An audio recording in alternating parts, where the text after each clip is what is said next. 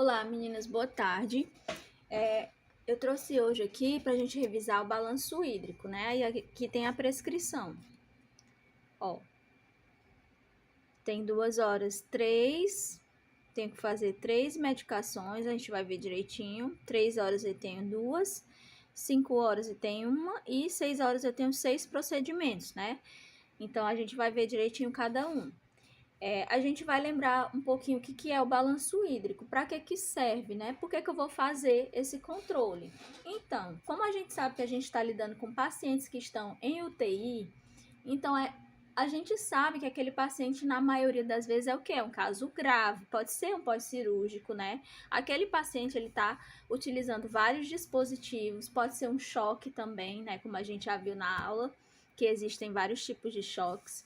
Então, o balanço hídrico, ele é para a gente conseguir mensurar como que aquele paciente está lidando com aquela terapia que ele está recebendo. Será que ele está tendo melhora? Será que ele não está tendo? Que a gente tem que mudar a conduta ou não? Então, a gente vai verificar isso aí. A gente vai conseguir ver detalhadamente como esse paciente está respondendo ao tratamento que ele está recebendo ali na unidade hospitalar.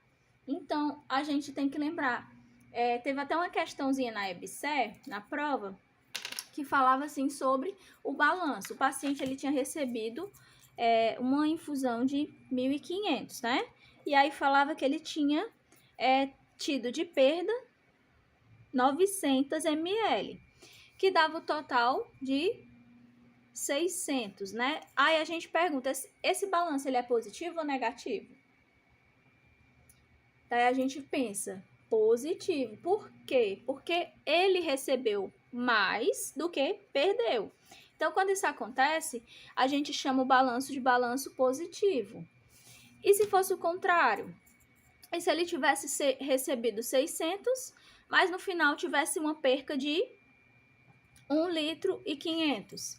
Então, ou melhor, 900. E daí ele teria um balanço negativo, que daria o resultado de 600 negativo. E se ele tivesse recebido 600 e tivesse perdido 600? Aí a gente chamaria de neutro. Então, a partir desse resultado, o profissional médico, ele vai conseguir verificar se ele vai continuar com aquela conduta que ele está tendo com aquele paciente, ou se é necessário fazer uma mudança. Né? Então, tudo vai ser para o benefício do paciente. Então, vamos começar. Primeiro, eu aconselho vocês que peguem uma reguinha, né? Para não se perder aqui, porque mesmo tendo aumentado aqui, eu não consegui mudar a estrutura do balanço. Então, ainda ficou fininho aqui, apertadinho. A gente vai verificar aqui o que é que essa prescrição está me dizendo. Aqui está me dizendo que 2 horas da manhã, aqui são 2 horas da manhã, ele recebeu um concentrado de hemácias. O que é um concentrado de hemácias? 298 ml. O concentrado de hemácias nada mais é do que uma parte líquida do nosso sangue. Então, ele é um hemocomponente, né? Então, aqui, bem aqui no cantinho, a gente consegue ver o nome hemocomponente. Bem aqui nessa linha aqui, ó. Aí eu vou procurar aqui hemocomponente, que foi às 2 horas. Certo? 2 horas. Então, eu vou colocar aqui o valor de 298 ml, às 2 horas da manhã. Eu vou anotar bem aqui. 298. Pronto. 298. Aí, na mesma hora, 2 horas, ele também recebeu lactulose, que é para poder ajudar na motilidade gastrointestinal dele. Só que aqui é na sonda nasoentérica. Vocês ainda lembram qual é a sonda nasoentérica? Será que é aquela que vai até o estômago ou é aquela que vai até o intestino? A gente aprendeu em tratamento cirúrgico que entérico é relacionada a quê? A intestino. Então, a gente sabe que é aquela que possui o fio guia, aquela que ela é mais maleável, né? Então, a gente vai ver aqui 2 horas. Vamos procurar aqui onde é que tá a sonda. Medicação sonda, medicação oral ou sonda. É uma medicação, não é uma nutrição. Então, se é medicação, eu vou colocar aqui na medicação. E foi 2 horas. Foram 20 ml. Só que a gente sabe que tudo que a gente vai fazer referente à sonda, a gente tem que fazer o quê? Uma limpeza no sistema. E essa limpeza no sistema, ela pede também 20 ml. Mas aqui eu não tenho espaço da lavagem da sonda, então essa lavagem vai ficar exatamente aqui, ó. Então, vamos primeiro lavar 20 ml, né, para lavar. Então, eu vou ter que lavar 2 vezes. Eu vou ter que lavar antes de infundir o medicamento e depois que eu fizer essa infusão. Então, 20 mais 20 vai dar 40, né? Então, 40 a gente vai colocar aqui. E na medicação sonda, eu vou colocar o valor que eu fiz, que eu infundi de lactulose, que é 20 ml. 20 ml, certo? Ok. Então, depois dessas 2 horas, eu tive um medicamento endovenoso, que é uma dipirona, certo? Dipirona 20 ml. Então, vamos procurar aqui onde é que está a medicação endovenosa. Está bem aqui no meio, né? A medicação endovenosa, aonde que é? Não é na veia? Não é no acesso do paciente? Então, como é que eu vou fazer isso? Para eu poder fazer essa dipirona, eu vou precisar primeiro deixar aquele acesso pérvio. Como é que eu faço isso? Eu vou precisar fazer um flushzinho de 10 ml, pelo menos 10 ml. Tem algumas condutas que vai dizer 5, vai dizer mais. Então, tudo que é feito no paciente de UTI é muito controlado. Então, vou precisar colocar aqui no meu balanço esse flush também. Então, se foram 10 ml que eu vou utilizar aqui, então eu vou fazer 10 ml. Deixa eu anotar aqui para ficar melhor para vocês. Eu vou fazer o quê? Vai ser 10 ml do flush, né, de soro, mais 20 ml da minha dipirona diluída, mais 10 ml novamente para garantir que aquele medicamento foi para o lugar certo. Então, aqui eu vou ter um total de 10, 20, 30, 40. 40. Então, vou anotar 40 aqui na medicação endovenosa. Medicação endovenosa às 2 horas. A mesma linha aqui, ó. Mesma linha, medicação EV 40. Pronto. E aí, 3 horas, a gente teve mais um medicamento. 3 horas é um bromoprida. Novamente, eu vou precisar fazer o quê? Passou de 1 hora, né? Então, eu vou de novo deixar aquele acesso pérvio com 10 ml, mais 20 ml do bromoprida e mais 10 ml. Vai dar o total de 40 endovenoso aqui, às 3 horas, aqui abaixo. Mais 40. Certo? Pronto. E aí, depois, a gente tem às 3 horas aqui uma perca, não é mais um ganho. A gente verificou aqui que esse paciente, ele tá em sonda vesical de demora. Se ele tá em sonda vesical de demora, eu vou colocar o que aqui na diurese? SVD, né? Sonda vesical de demora. Eu preciso descrever que o meu paciente, ele está utilizando a sonda. Então, eu venho para cá e veio que foi 3 horas que ele teve uma diurese de 200 ml. Ele perdeu 200 ml. Então, vou colocar aqui 200. Ótimo. Aí, depois, 5 horas, a gente vai pular, não tivemos nada 4 horas. E 5 horas a gente teve mais um medicamento. Que medicamento foi esse? Foi um omeprazol endovenoso. Mais endovenoso aqui, 5 horas. E, novamente, a gente vai fazer aquele esqueminha. 5 horas, eu vou colocar 10 ml de flash, só que agora a gente não tem 20, a gente tem 10. Então, vai ser 10 ml do flush para deixar o acesso pérvio, mais 10 ml do medicamento omeprazol e mais 10 ml. Então, vai ser 30 ml às 5 horas na medicação endovenosa. 30 ml. Ok, 30 ml certinho. E depois a gente vai ter um monte de coisa 6 horas, né? Como é que a gente vai fazer isso? Muito medicamento 6 horas. Vamos verificar aqui o que é que tem. 6 horas eu vou ter o quê? Eu vou ter... O primeiro vai ser o hidrocortisona. endovenoso e a escopolamina endovenoso também. E ainda tem o tramadol, né? Então, como que a gente vai fazer isso? Vamos pensar direitinho, que é pra gente não errar, né? Então, vai ser como?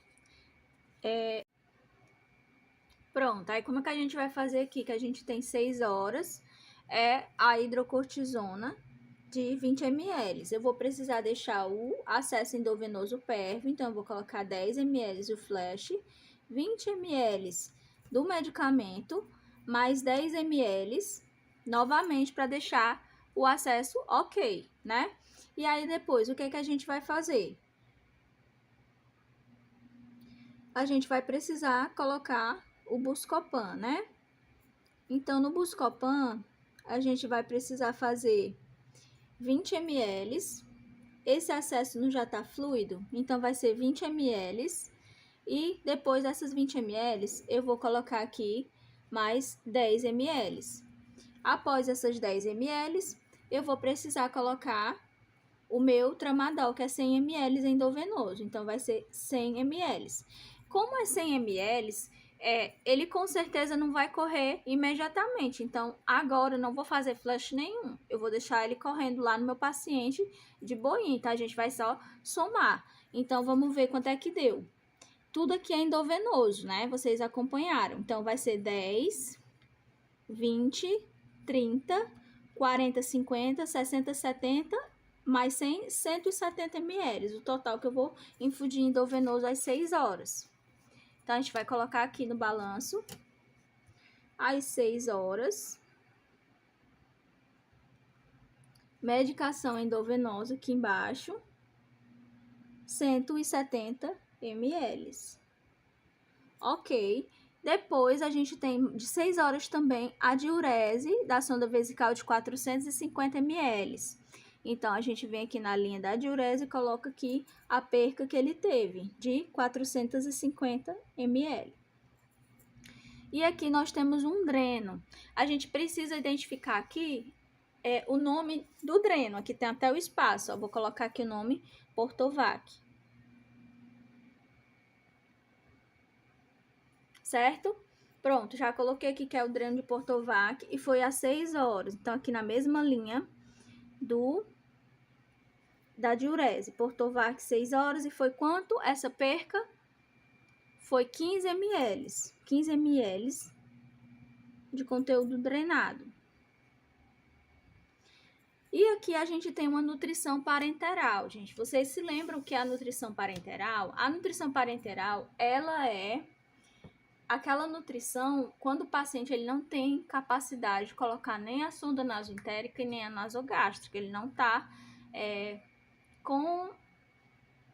ele não consegue, né, fazer esse tipo de nutrição, porque ela não é a primeira escolha, devido a grande risco de contaminação, porque é um procedimento estéril feito pelo enfermeiro. Então, a gente vai precisar, ela precisa ser uma via exclusiva somente para a nutrição, e essa nutrição, ela deve acontecer em 24 horas. Não deve ser interrompida para praticamente nada. Por quê? Porque se você interromper, o paciente ele pode vir a ter uma hipotensão. Então, requer cuidado total, precisa estar bem paramentado, precisa fazer a higienização das mãos, precisa de luva estéreo, aquela medicação que você vai preparando ela de cima para baixo, certo? Então, precisa ter todo um cuidado para poder fazer essa nutrição parenteral. E aqui é 99 ml, então a gente vai colocar 99 ml, só que a gente precisa também fazer uma limpeza nesse catéter, certo? A gente lembra que é um catéter que pode ser a PI, é o catéter central de inserção periférica, né? Que tem a diferença, assim, de quanto que ele vai suportar. E tem o outro catéter, que é o catéter venoso central. O catéter periférico, ele é realizado tanto na veia cefálica ou na basílica, mas ele vai desembocar lá no átrio direito. Assim também como na subclave ou na jugular, todos têm o mesmo destino. Então, é um procedimento que tem que ser estéril. Então, como é que a gente vai fazer isso? A gente vai colocar aqui na nutrição parenteral, aqui NPT, a gente tá vendo aqui, e foi às 6 horas. A gente vai colocar 99, a gente coloca 99, a gente coloca mais 20 ml. Eu não tenho como fazer uma limpeza dele após, né? Então, a próxima pessoa que for fazer, trocar o equipo, todinho for fazer novamente, a NPT é que ela vai fazer essa, novamente, deixar esse acesso pérvio de novo. Então, ele tem que ser em bomba de fusão contínua e requer muito cuidado. Então, a gente coloca aqui 119, que é 99, mais 20 de soro fisiológico. Pronto, então a gente acabou aqui toda a nossa prescrição. Aí a gente vai verificar qual foi o total infundido, né? Então, eu vou dispensar aqui os líquidos eliminados e vou fazer a soma somente do que foi infundido. Então, como é que eu faço? Posso fazer linha por linha, posso fazer aqui de baixo, né? Cada coluna, somando cada coluna. Vamos somar aqui cada coluna, que fica mais fácil. 40 mais 119 mais 20 mais 80, né? 40 mais 40 mais 200, 130 mais 170 mais 30, 200 mais 298. Ficou 757 de total infundido. E o total eliminado? Quanto que foi eliminado? Vamos ver. A gente tem aqui 200 mais 450 mais 15. Pronto, aí eu vou fazer 757, que foi o total infundido, menos 665, que foi o total eliminado. 757 menos 665.